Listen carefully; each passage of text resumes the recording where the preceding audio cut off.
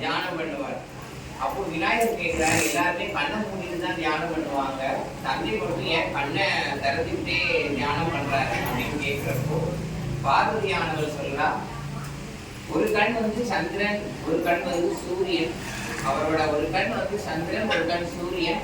அப்படி திறந்திருந்தாதான் உலகம் வந்து உதிக்கும். அந்த கண்கள் மூடிட்டா நிறைய ஆபத்துகள் நேரிடும் அப்படின்னு சொல்லி சொல்றான். எங்க கண்ணை மூடுகளை பார்ப்போம், என்ன நடக்குதுன்னு பார்க்கலாம் அப்படின்னு சொல்லிட்டு விநாயகர் கேட்கிறாரு. சரி, தன்னோட குழந்தைகள் வந்து ஆசையா கேட்குது அப்படின்னு சொல்லிட்டு ஒரு கணம் பார்வதி தேவியானவர் சிவனோட கண்களை மூடிதான். உலகமே ஒரு கணத்துல வந்து இருக்குது. உடனே கோபம் கொண்ட சிவபெருமான், நீ வந்து பூமியில வந்து மானிட பண்ணா நாகத்தோட வயிற்றுல பிறக்க கடவாய் அப்படின்னு சாபம் விட்டுருவார்.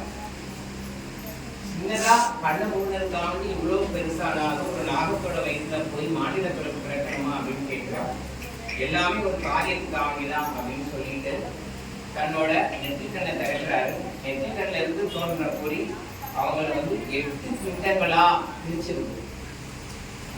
இதற்கிடையில நாகலோகத்துல ஒரு நாகக்கண்ணி தனக்கு குழந்தைகள்லன்னு சொல்லி தாவ இருக்கிறான். சிவபெருமான நோக்கி தாவ இருக்கிறான். அந்த நாகக்கண்ணி முன்னாடி சிவபெருமான் தோன்றி அந்த 8 பிண்டங்களையும் உண்ணுமாறு சொல்றா. அவனுக்கு 8 கன்னிகள் பிறப்பாங்க, அவங்களால இந்த உலகத்தை உயிர்க்கும் வண்ணம் இருக்கும் அப்படின்னு சொல்லிட்டு வரம் கொடுத்து அந்த 8 பிண்டங்களை வந்து நாகக்கண்ணி கிட்ட கொடுத்துடுறாங்க. அந்த நாகக்கண்ணி அந்த 8 பிண்டங்களை உண்டு 41 நாள் விரதம் இருக்கிறார். 41 நாள் விரதம் இருந்து 8 முட்டைகளை போடுறாங்க. அந்த 8 முட்டைகளையும் திருப்பி 41 நாள் அடை காக்குறாங்க. ஆடி மாதம் பூர நட்சத்திரம் செவ்வாய்க்கிழமை அன்னைக்கு ராகு காலத்துல 8 கன்னிகைகள் அந்த முட்டையில இருந்து உருவாங்க. முதலாவது முட்டையில இருந்து வந்தவங்க நம்ம முத்துமாரி முத்தாளம்மன் அப்படின்னு நம்ம சொல்றோம். முத்துமாரி முத்தாளம்மன் அப்படின்னு வணங்குற தெய்வம் முதலாவது முட்டையில இருந்து பிறப்பெடுத்தவர். இரண்டாவது முட்டையிலிருந்து நாம் இப்ப வணங்கிட்டு இருக்கோமே பத்ரகாளி, எல்லைக்காளி, அவள் தோன்றினார் இரண்டாவது முட்டை. மூன்றாவது முட்டை, மூன்றாவதுனா முப்பிடாரி, 3 பிடாரி, 3 முகங்களை உடைய முப்பிடாரி. அது தென்னகத்துல வந்து முப்பிடாரின்னு சொல்லுவாங்க. இங்க வந்து முத்தாளம்மன், முப்பாத்தம்மன் அப்படின்னு சொல்லுவாங்க அந்த அம்மனை. அதாவது மூன்றாவது முட்டையில இருந்து அவங்க உருட்டாங்க. நாலாவது முட்டையில இருந்து துலுக்கானத்தம்மன், துளிர்க்காத நிலத்தில் தவம் இருந்தவள், துளிர்க்காத நிலத்தில் தவம் இருந்தவள், அதனால துலுக்கானத்தம்மன்.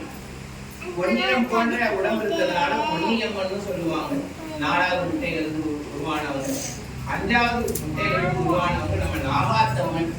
நாகாத்தம்மன், நாகவள்ளி அப்படின்னு நம்ம வணங்கிட்டு இருக்கோம். ஆறாவது முட்டையில இருந்து உருவானவங்க செல்லியம்மன் இல்ல செண்பகவல்லியம்மன் அப்படின்னு நம்ம வணங்கிட்டு இருக்கோம். செல்லியம்மன், செண்பகவல்லியம்மன். ஏழாவது முட்டையில இருந்து சந்தனம் போல் உடம்பு உடைய சந்தனமாரியம்மன் உருவானாங்க. சந்தனமாரி.